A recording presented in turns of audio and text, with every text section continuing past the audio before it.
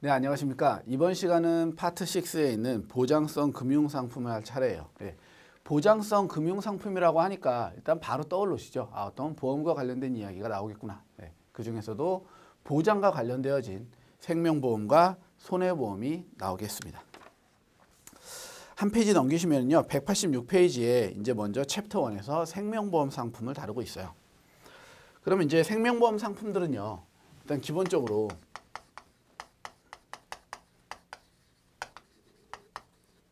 어떤 식의 보험인지, 그쵸? 어떤 상품인지에 대한 기본적인 내용들을 먼저 살짝만 잡고 갈게요.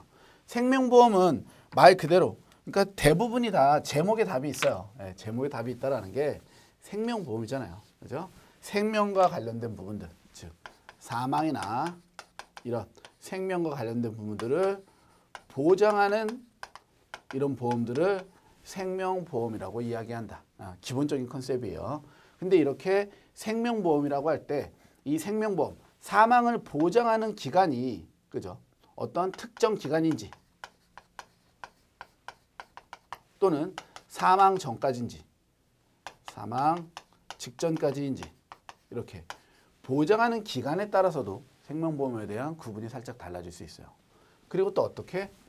보험이다 보니까 우리가 뭐래요? 보험료를 납부하죠. 그죠? 그러니까 보험료 납부하는 기준.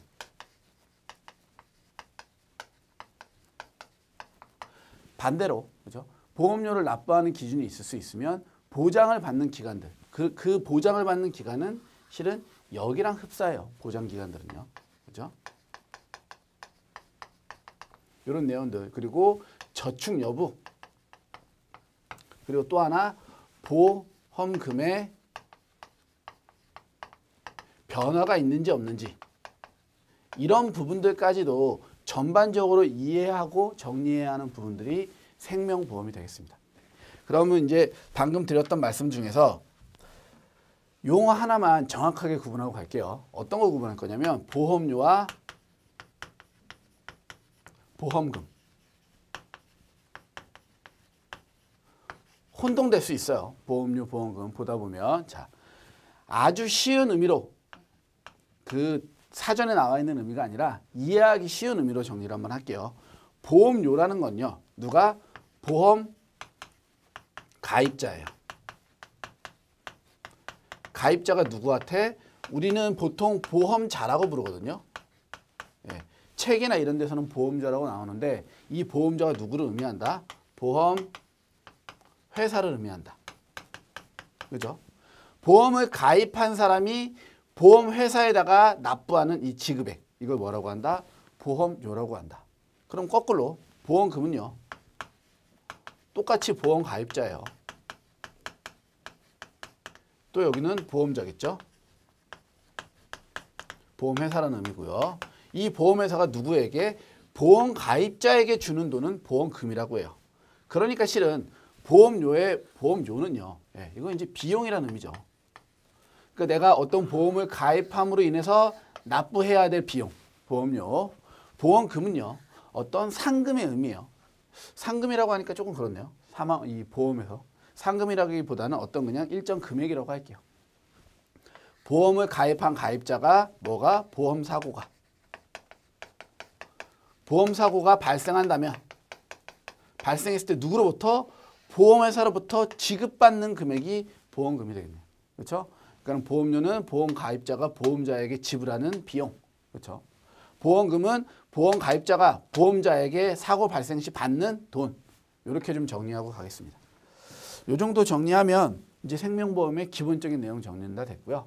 교재 통해서 하나하나 보면서 추가적인 내용들이 나오면 다시 한번 정리해 볼게요. 네, 그러면 교재 186페이지 챕터 1의 생명보험 상품 보도록 하겠습니다. 1절 생명보험의 개념이에요. 생명보험의 개념은요. 생명보험은 일정한 형태의 우연한 사고로 인한 경제적 손실을 보전할 목적으로 동일 위험에 직면한 다수의 사람들이 합리적으로 계산된 분담금을 모아서 이렇게 합리적으로 계산된 분담금, 얘가 이제 어떤 내용들? 보험료에 가깝겠죠. 모아서 공동중비 재산을 형성하고 불행을 당한 사람에게 약정된 금액을 지급해주는, 즉 약정된 금액이라는 게 보험금이에요. 이걸 지급해주는 금융상품이다. 저 생명보험의 개념 안에는 보험료와 보험금에 대한 개념, 그렇죠? 이런 내용도 들어있고 우연한 사고, 이 사고의 우연성에 대한 부분들도 언급을 하고 있어요.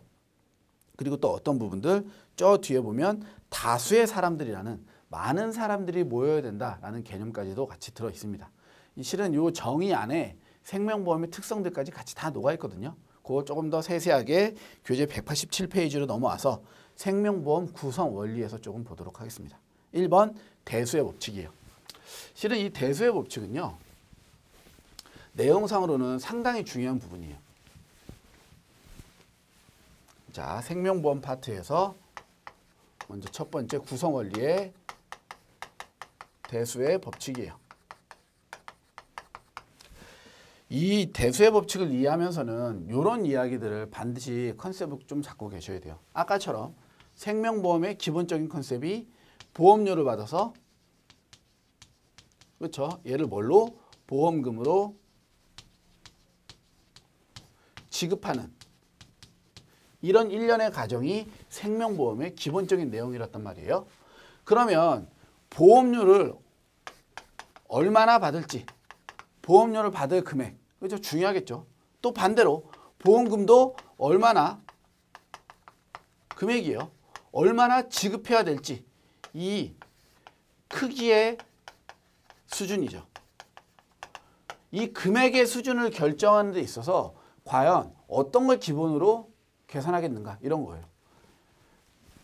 결론은 확률에 근거한다 이거죠. 뭐 예를 들면 20세로 할게요. 20세 성인 남성. 20세 성인 남성이 사망할 확률. 사망 확률. 반대로 이번엔 60세 남성의 마찬가지로 사망 확률을 볼게요.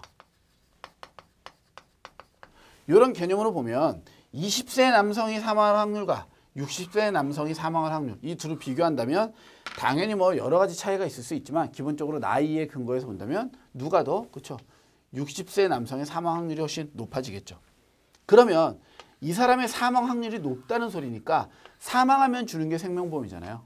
이 사람이 뭘 많이 받아가겠어요? 기본적으로, 그렇죠? 보험금 수령액이 기본적으로 60세 남성 집단이 보험금 수령액이 높겠죠.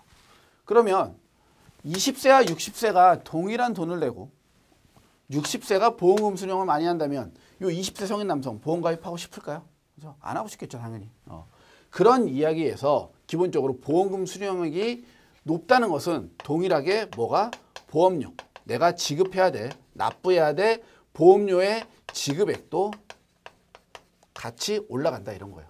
그러니까 이런 애들을 볼 때 방금 말씀드렸던 내용처럼 60세 집단을 대상으로 책정해서 본다고요. 어떤 개인 한 명이 아니라. 그러니까 이 전체의 확률에 근거해서 이 사람들이 납부해야 될 보험료, 이 사람들이 지급받을 보험금의 크기를 결정하는 게 이 대수의 법칙의 가장 근간이에요. 그러니까 60대 남성의 사망 확률과 20세 남성의 성인 남성 사망 확률인데 한 명이에요. 근데 이 사람이 뭐 예를 들어 뭐 살도 많이 찌고 건강관리 너무 안 해서 이 60세보다 건강이 훨씬 나쁘면 20세가 먼저 죽을 수도 있어요. 그죠? 무조건 60세가 먼저 죽으라는 법 없는 거예요. 그러면 20세 남성의 사망 확률이 더 높습니다. 이렇게 나와버리면 20대가 보험금 수령액이 많아지니까 보험료도 많이 낸다. 이거 잘못된 거라 이거예요. 그러니까 특정 한두 명에 대한 이야기가 아니라 이렇게 이런 사람들의 확률에 근거해서 보험금과 보험료의 크기를 결정할 건데 이 확률에 근거할 때 이 확률의 수가 어떻게 돼야 된다? 대수. 많아야 된다, 이런 거예요. 많아야지 통계적으로 어느 정도 유의성을 가질 수 있기 때문에. 그죠? 그래서 대수의 법칙은 이 확률에 근거했는데 이 확률을 설명할 수 있는 어떤 표본. 표본이라고 할 수도 있고요. 그리고 여기에 들어가는 대상들. 이 대상자들이 어떻게 돼야 된다? 대수이어야 한다. 이게 바로 대수의 법칙이 돼요. 대수의 법칙의 개념은 이 보험회사, 즉 보험을 이루는 가장 근간이 되는 원칙 중에 하나예요. 교재에서도 한번 볼게요. 187페이지 1. 대수의 법칙. 위에서 세 번째 줄. 어떠한 사건의 발생 확률은 1회나 2회 관찰로는 측정이 불가능하지만 관찰 횟수를 늘려가면 일정한 발생 확률이 나오고 관찰 대상이 많으면 많을수록 확률의 정확도가 커지게 되는데 이를 대수의 법칙이라고 한다. 그러니까 여기는 대수의 법칙에 대한 용어의 정의만 딱 나왔는데 얘를 어디로? 이 생명보험으로 딱 갖다 붙여갖고 같이 연결해서 이해가 돼야 돼요. 그러니까 대수의 법칙이 왜 필요하다? 이 사람들이 납부해야 될 보험료와 보험금의 크기를 결정하는 데 있어서 한두 명만 갖고 통계를 따졌을 때는 유의적이지 못한, 그러니까 조금 부정확한 통계 확률이 나올 수 있다. 그런 걸 회피하기 위해서 반드시 누구? 표본이나 대상의 수는 많아야 된다. 대수의 법칙이 되겠습니다. 그 다음 두 번째, 수지상등의 원칙이에요. 이제 수지상등의 원칙은 대수의 법칙이 이해가 되면 이제 수월해요. 아까 말씀드린 것처럼 20세 남성, 60세 남성 이렇게 있을 때 보험금 수령액과 보험료 지급액이 있었죠. 그럼 이때 보험금 수령액과 보험료 지급액 중에 누가 더 만약에 크다면 보험금 수령액이 크다면, 그러니까 쉽게 말해서 60세 남성 집단에게 10억을 받았어요. 근데 60세 남성 집단의 사망 보험금이 뭐 20억이다. 총 나가는 돈이. 그러면 10억 받아서 20억 줬다는 소리잖아요. 그럼 이 차인 마이너스 10억은 누군가 위험을 부담하지 않은 사람 또는 누가? 보험 회사가. 그렇죠. 보험금을 지급할 의무는 보험회사에 있다고 말씀드렸으니까 누가?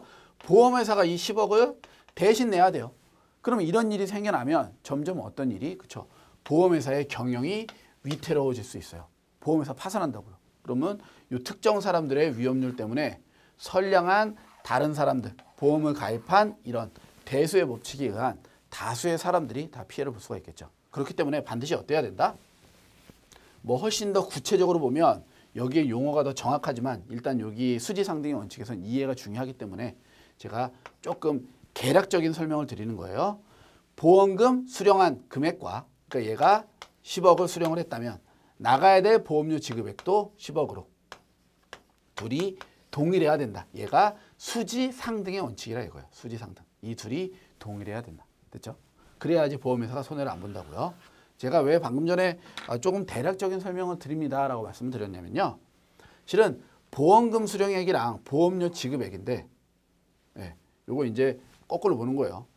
그 60세 남성 입장에서 보험료를 지급을 하죠. 그럼 이 보험료에는 보통 위험을 담당하는 부분, 저축을 담당하는 부분, 부가적인 뭐 계약의 유지나 모집 또는 뭐 증권 프린트하고 발송하고 이런 것들이 있죠. 그런 걸 담당하는 이런 부분들이 있는데요. 이런 부분들 중에서 누구? 여기 요 위험을 담당하는 부분과 보험금이 지급되는, 즉 고객이 수령하는 금액들이 일치돼야 된다. 이런 내용들이에요. 실은 그러니까 원칙적으로는 보험금과 보험료 전체를 놓고 보면요. 누가 더 큰 게 맞아요? 보험료가 항상 커야 돼요. 왜? 여기 이제 이 부가보험료라는 거. 보험을 계약하고 유지하고 관리하는 데 있어서 들어가는 이 부가보험료에 대한 부분까지도 커버할 수 있어야죠. 만약에 이게 커버가 안 되는 상황에서 위험보험료랑만 딱 동일해버리면 또 이 돈도 보험회사가 납부를 해야 되잖아요. 그죠? 그럼 보험회사 망한다고요.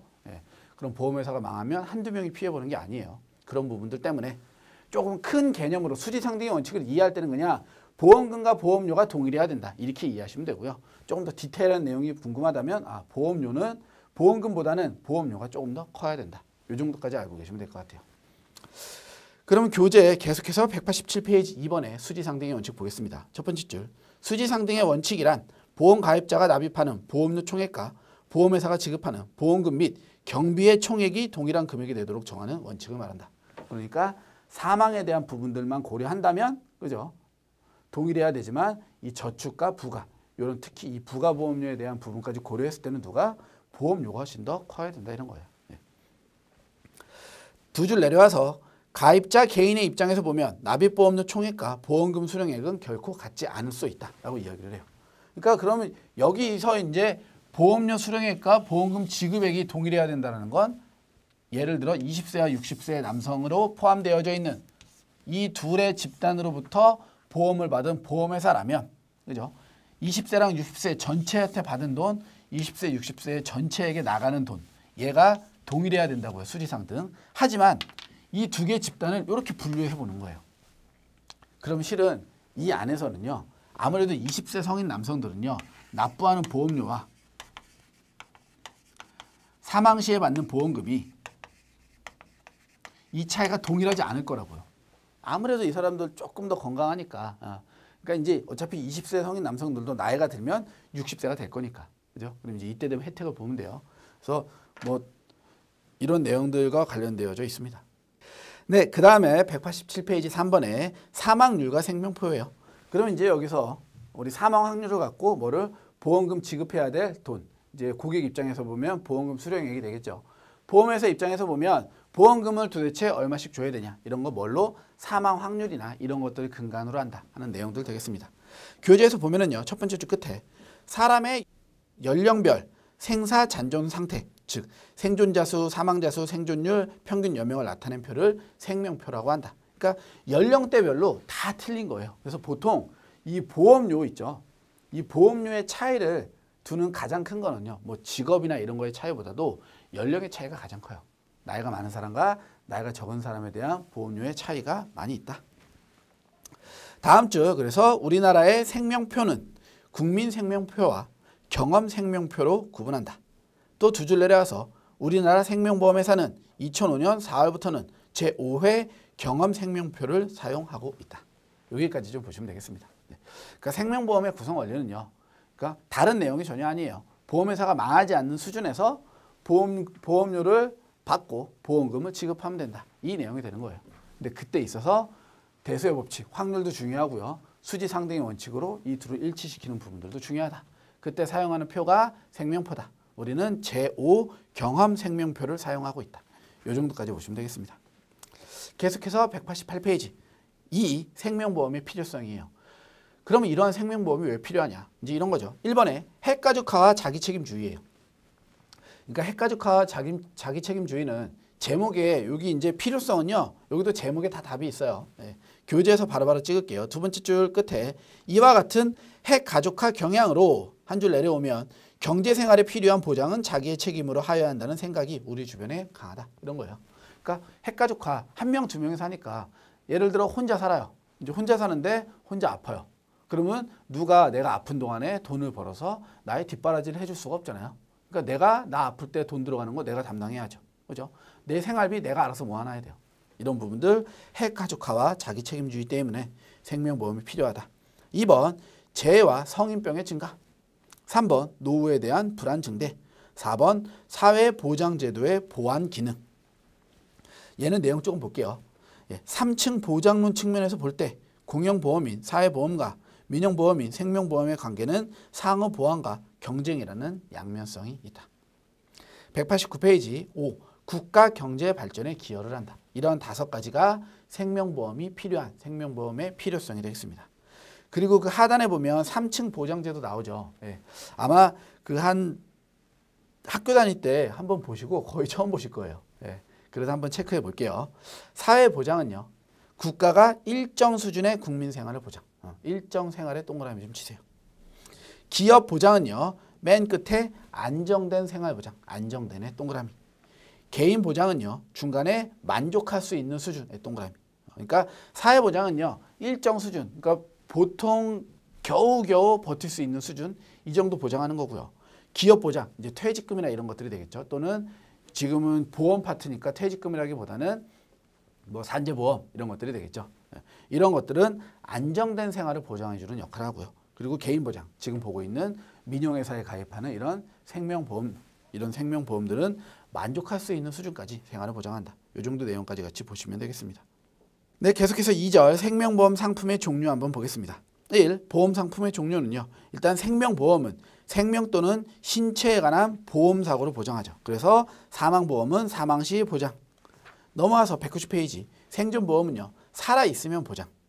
3번 생사혼합보험은 사망 또는 만기 생존 시에 보험금을 지급한다. 손해보험은 따로 보지 않고요. 왜냐하면 뒤에서 손해보험 파트가 따로 나오니까요. 사회보험도 여기서는 따로 보지 않겠습니다. 그리고 191페이지 오셔서 생명보험 상품의 특징. 이 특징이 상당히 중요해요. 앞서 봤던 생명보험의 구성 원리만큼이나 중요한 게 생명보험의 특징이라고 보시면 되겠습니다.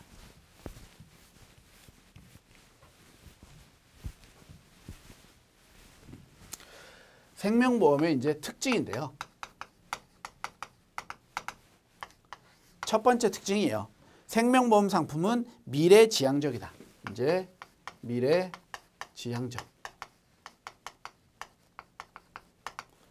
이런 문구를 나타내고 있는데요. 이 미래지향적이라는 것 자체는 어떤 의미로 받아들일 수 있냐면요. 이 보험을 가입함으로써 내가 그죠? 보장을 받죠. 그러면 이 보험을 가입하는 시점은 언제예요? 그죠? 현재 가입을 해요. 현재 가입을 하지만 이 보장은 지금 당장 보장받기 위해서 하는 게 아니라 앞으로 나에게 나타난 어떤 위험을 제거하거나 위험을 회피하기 위한 목적이에요. 그러니까 이 보장은 언제? 미래에 나에게 나타난 위험을 제거하기 위해서 가입하는 거예요. 그런 의미에서 생명보험은 미래지향적이다라고 볼 수 있겠습니다. 교재에서도 한번 체크하면요. 1번 생명보험 상품은 미래지향적이다. 세 줄 내려오면 즉 생명보험 상품은 미래에 발생할지도 모르는 사망, 상해 등 위험 보장 또는 노후생활 준비 등 미래의 불확실한 사실을 보험료 납입이라는 현재 확정된 사실로 대체해 준다. 그러니까는 현재 가입을 해서 미래의 나의 위험을 보장받고 싶다. 이런 의미에서 미래지향적이다. 두 번째, 효용의 인식 시점은 장래이다. 이제 여기서 또 효용에 대한 이야기가 나오는데요. 효용도 언제? 장래이다. 다른 말로 똑같이 미래이다 이거예요. 요거 갖고 계속 설명드리면 되겠죠. 예. 지금 가입하고 일 생기면 언제? 나중에 보장받으니까 당연히 효용도 미래에 느끼게 되겠죠. 예. 그래서 첫 번째 줄 끝에 생명보험 상품은 사망, 상해, 만기, 노후 등 장래 보험사고 발생 시점, 즉 급부의 지급 시기, 효용을 인식하는 것이 일반적이다. 여기 또 급부금이라는 용어가 나와요. 이 보험 파트는 학습을 하시면 다른 게 어려운 게 아니라 용어가 조금 까다로울 수 있어요. 그래서 보험료, 보험금, 뭐 계약자, 수익자, 그죠? 피보험자 이런 용어들이 조금 까다로워요. 용어는 계속 나올 때마다 제가 정리 조금씩 할게요. 이 급부금은요, 이 반대 의미가 반대급부예요. 쉽게 말해서 그러니까 여기서 급부금은 보험금이란 소리 되겠죠. 보험금. 보험회사로부터 받는. 그러니까 급부금을 느끼는 시점이 미래이다. 그렇죠? 미래에 이런 사고가 생기면 급부를 받으니까. 그러면 급부금의 반대 의미가 반대급부라고요. 반대급부는 그럼 당연히 뭐가 되겠어요? 보험금을 받기 위해서 지불하는 그렇죠? 보험료가 되겠죠. 이렇게 동일한 용어로 이제 보고 이해하시면 될 것 같아요. 네. 그 다음 3번. 효용의 수혜 대상이 타인이다. 이번에 이제 3번. 또 계속 효용에 대한 이야기가 나오는데 방금 장래였다가 이번엔 타인이래요. 엄청 슬픈 이야기예요. 생명보험은 뭐를? 사망을 담보로 하니까 현재에 내가 보험료를 내고 미래에 어떤 일이 내가 사망하는 일이 발생하면 이때 보장을 받는다고요. 그럼 내가 사망을 했으니까 이걸 누가 받아요? 당연히 타인이 받겠죠. 보통 이제 이 타인들이 가족이나 그렇죠? 보험 수익자들이 되겠죠. 이런 사람들이 이 보험금, 즉 급부금을 받음으로써 나의 빈자리를 채우고 그렇죠? 가정의 계속적인, 즉 가장이 사망에 나타났다면 가족의 계속적인 그 경제 활동을 이끌어 나갈 수 있게 되겠죠. 그래서 3번도 다음 두 번째 줄 보시면은요. 생명보험 상품은 특히 보장성 보험은 효용의 수혜 대상이 타인이다. 이렇게 이야기하고 있습니다. 넘어오셔서 192페이지 4번. 효용이 이번에 화폐 가치로 평가되어진다. 그리고 4번 또 계속적으로 효용에 대한 이야기를 하는데요. 효용이 뭐다? 화폐 가치로 표현되어진다. 말 그대로 금전으로 주고받는다 이 소리예요. 금전. 사망사고가 발생했는데 생명보험 가입해놨더니 사망사고는 조금 그러네요. 이제 상해라고 할게요. 조금 다쳤어요. 예. 원래 실은 상해는 생명보험에서 보장하지는 않는데 사망보험이 제가 너무 마음이 아파서 상해로 좀 받아들이세요. 사람이 다쳤어요. 그랬는데 보험회사에서 이제 미래 보장을 해주겠죠. 보험회사 직원이 딱 오더니 아이고 많이 다치셨습니다. 안타까워서 어떻게 해요? 위로해주고 가요. 신경질 나죠. 돈 냈는데. 그러니까 위로해주는 게 아니라 뭐 줘야 된다? 금전으로서 즉 화폐 가치로서 금전으로 보상을 해야 된다. 이런 거예요. 계산 가능해야 되고 내가 얼마만큼 손해를 입었는지 금전, 화폐로서 정확하게 특정 지을 수 있어야 된다. 이런 거예요. 네. 그래서 그 효용의 화폐 가치로 평가된다는요. 두 번째 단락. 생명보험 상품의 급부는 화폐 가치로 직접 표시되어져야 한다. 이런 소리. 그래서 급부는 뭐라고 그랬어요? 계속 보험금이라고요. 보험금은 금전으로서 지급되어져야 한다. 그 다음에 2번 가격 체계가 되겠습니다. 가격 체계는요. 좀 뭐 간단하게 볼게요. 1번에 예정 기초율에 의해서 가격이 결정된대요. 그러면 예정 기초율은 뭐냐면요. 아까 저희 수지상등의 원칙 기억나시나요? 방금 했던 거니까 수지상등 보험료 플러스 부가적인 내용들은 보험금과 동일해야 된다. 얘가 수지상등의 원칙이었어요. 근데 여기에서 이제 예정 기초율에 의해서 가격이 결정된다라고 이야기를 하는데 그러면 이 보험금이라는 게 그렇죠? 확률로서 계산되어진 아무튼 간에 얘도 추정치예요. 추정치고 기대값이에요.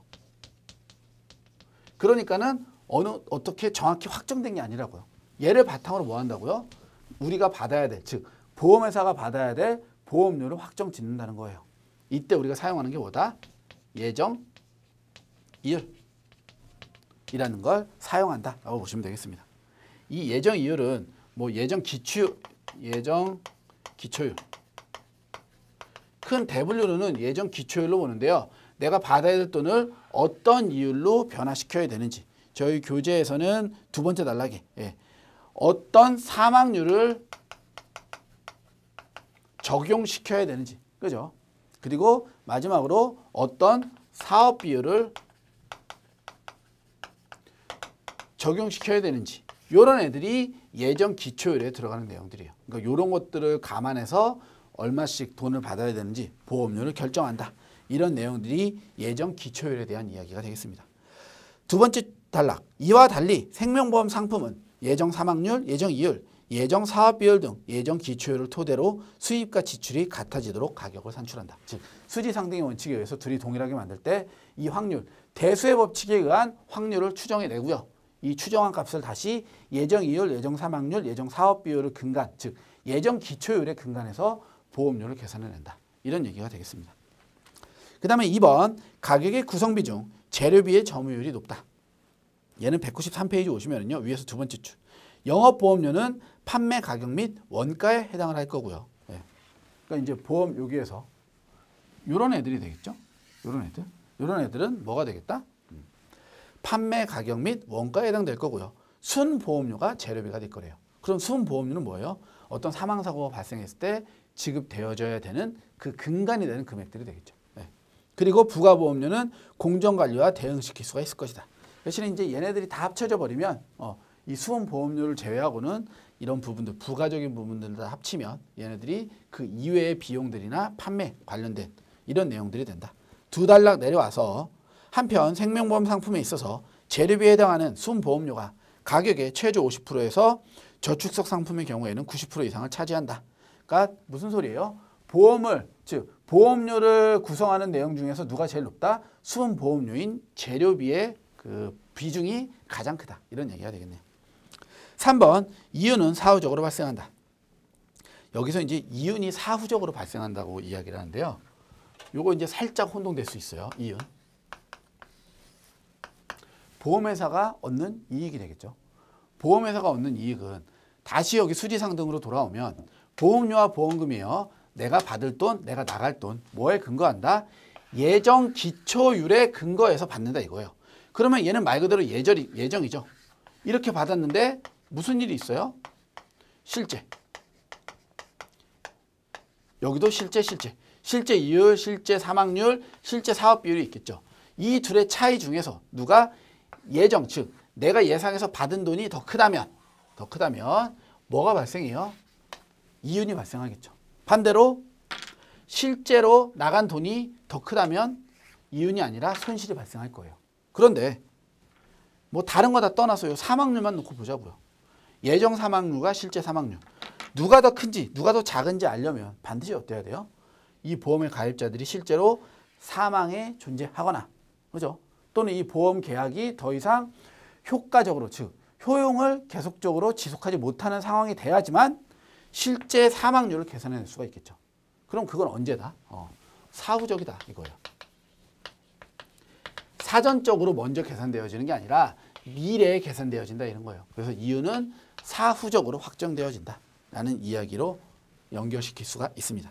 그래서 두 줄 내려오시면 이유는 사후적으로 발생한다 해서 두 줄 내려오면 예전 기초율과 실제 운영 결과의 차가 손익으로 발생한다. 그죠? 이윤이 발생하고 손실이 발생하는 건 당장이 아니라 이 실제가 발생하는 즉 사후적인 일이 생겨나야지 이 둘의 차이로 이윤이 있는지 손실이 났는지를 결정할 수가 있다라고 보시면 되겠습니다. 계속 넘어가서 194페이지 4번에 이윤은 보험 계약자에게 귀속된다. 이런 내용들은 제목만 한번 보시면 될 것 같아요. 그리고 4번에 기타 특징들인데요. 첫 번째 장기 계약이다. 그렇죠. 195페이지 두 번째 개발 고정비가 소액이다. 이제 개발비 자체가 많이 드는 게 아니에요. 재료비가 많이 든다고 했어요. 그리고 196페이지로 넘어오셔서 생명보험의 분류 보겠습니다. 여기서부터는 이제 구분하고 정리하고 특정에 동그라미만 치면 돼요. 네. 1번 보험사고에 따른 분류. 먼저 사망보험이죠. 첫 번째 줄. 사망보험이란 보험이론에 가장 부합되는 보험으로서 피보험자가 사망 또는 1급 장애 시 약정한 보험금이 지급되는 보험을 말한다. 197페이지로 넘어오셔서 위에서 세 번째 줄 사망보험을 보장하는 기간에 따라 정기보험과 종신보험으로 나눌 수 있고 정기보험은 1년, 5년, 10년, 20년 즉 일정한 기간 동안 가입을 하고 종신보험은 피보험자가 사망할 때까지 종신토록 보장을 한다. 2번에 생존보험. 생존보험은 피보험자가 일정 기간 생존 시 보험금을 지급하는 보험으로 일정 기간 도달 전에 사망 시에는 사망자의 몫은 누구에게? 생존자의 몫으로 귀속된다. 자, 사망하면 그 돈 누구에게 간다고 그랬어요? 타인에게 간다고 말씀드렸죠. 그러니까 생존자의 몫으로 귀속되기 때문에 사망자에게는 아무런 보장이 없게 된다. 따라서 생존자는 사망자가 불입한 보험료의 지분을 획득하게 된다 이거예요. 그런데 지금 생존보험이죠. 생존보험은 내가 죽지 않고 살아있으면 내가 받을 수 있는 돈이라는 거예요. 이런 점에서 생존보험과 사망보험의 차이를 조금 구분하셔야 되겠습니다. 198페이지 넘어오셔서요. 네. 3번 양로보험, 생사혼합보험인데요. 양로보험이란 피보험자가 일정 기간 동안 사망하거나 중도 또는 만기 생존 시 보험금이 지급되는 보험을 말하며 정기보험과 생존보험이 결합된 것이라고 볼 수가 있다. 그리고 그 다음 분류, 보험금의 정액 유무에 따른 분류예요. 보험금이니까 누가 누구에게 주는? 보험회사가 누구? 그렇죠. 보험을 가입한 가입자에게 주는 돈 보험금이에요. 이 부분도 한번 정리를 좀 할게요.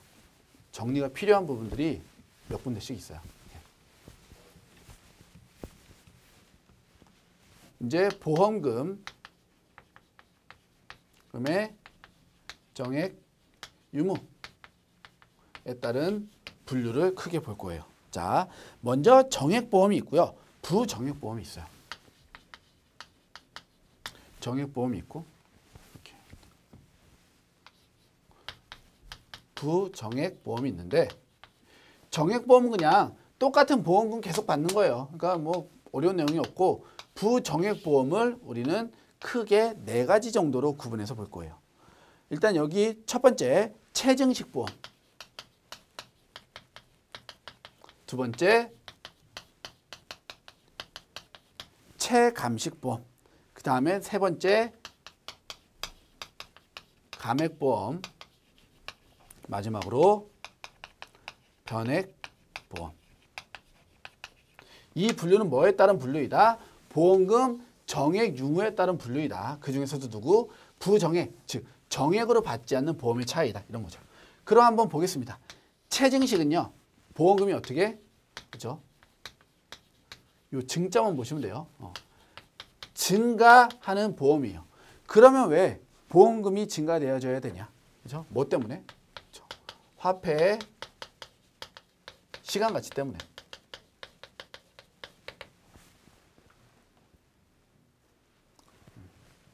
보험금이 증가되어져야 되는 이유는 화폐의 시간 가치 때문이다. 이런 거죠.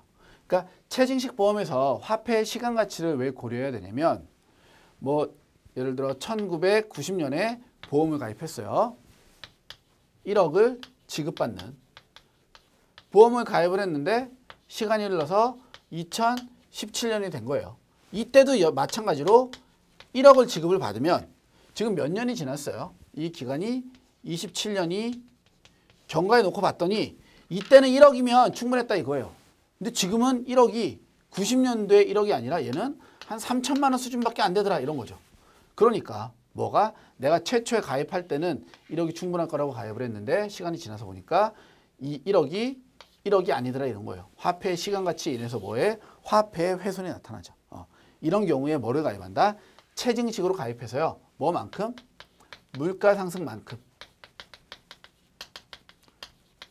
율만큼 뭐를? 보험금을 증가시키는 보험이 체증식 보험이 되겠습니다. 그럼 이제 두 번째로 체감식 보험인데요. 체감식 보험은 이거 살짝 중요한 내용이에요. 이 네 가지 중에서. 얘는 당연히 보험금이 감이니까 감소하겠죠. 그러면 이 보험금, 내가 가입한 보험금을 감소시킨다? 이거 선뜻 이해가 잘 안 돼요. 그죠? 내가 받아야 될 돈은 왜 줄여야 되지? 보통 그래서 그 보험금의 감소는요, 즉 체감식 보험을 가입하는 경우는요, 어떤 경우냐면 이 제일 쉬운 예시가 주택담보대출이에요.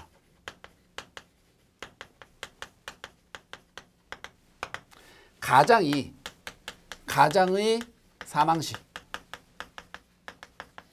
그러니까는 뭐 가장이 혼자 돈을 벌어서 가정 생계를 꾸리는 상황에 집을 샀단 말이에요.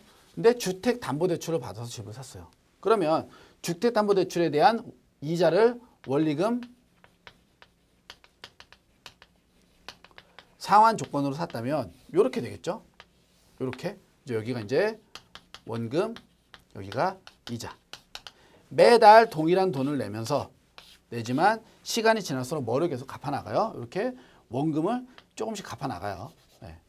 이제 느낌이 좀 오시죠. 내가 이렇게 갚아나가는 이 원금, 그럼 반대로 말하면 내가 대출 받았던, 즉 우리 집 담보대출의 잔액이 조금씩 시간이 지날수록 줄어드는 상황인 거예요.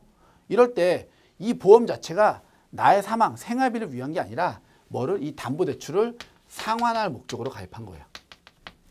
그죠? 그러면은 뭐 시간이 지날수록 내가 원금을 갚으면 얘가 줄어드니까 동일한 돈을 계속 내가면서 이 보험을 유지시킬 필요가 없이 보험금을 시간이 지날 때마다 조금씩 감소시켜 가면서 나의 요 나가는 돈과 일치시키는 전략이 되겠죠. 그렇지 않고 체감시키지 않으면, 그러니까 쉽게 말해서 얘는 지금 보험금에 대한 이야기만 하는데요. 여기 부가적인 설명으로 보험료를 같이 보면은요. 보험료를 보자면 요 체증식 보험료가 증가하겠죠. 시간이 지날수록 보험금이 늘어나니까. 체감식 보험은 보험료가 감소할 거예요. 그렇죠. 요 두 가지 내용, 체증식, 체감식. 왜 이런 애들을 하는지. 그러니까 체증식은 보험료가 늘어나더라도 나는 화폐 시간 가치로 인해서 내 보험금이 훼손되는 건 못 보겠어. 그러면 체증식으로.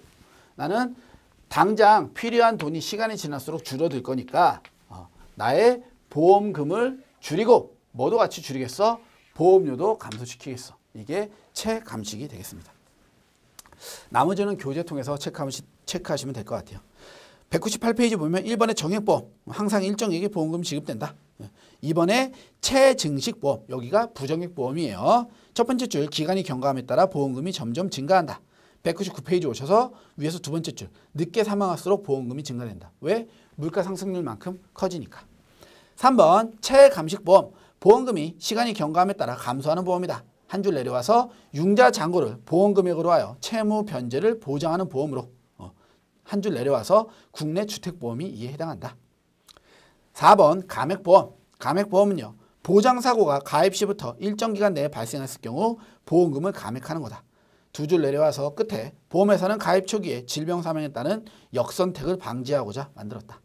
그리고 5번 변액보험, 변액보험은요. 첫 번째 줄 중간에 화폐 가치 변동에 따라 보험금 차이는 크게 되며 화폐 가치가 하락하였을 때에는 가입 시 설정한 보험금이 미미하게 되어 이를 보완하기 위한 보험 상품이 개발되었다.